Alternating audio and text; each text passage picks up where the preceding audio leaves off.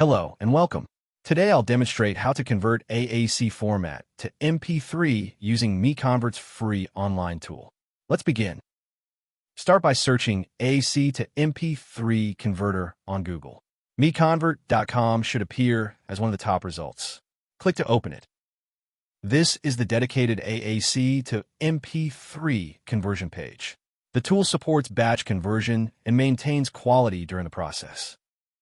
To begin, click Choose File to open the file browser. Locate your AAC file, select it, and confirm by clicking Open. The file has been loaded successfully. You can verify the file name and size here. When ready, click Convert Now to proceed. The conversion engine is processing your file. The progress indicator shows the current status. Please wait a moment. Excellent. The conversion is complete.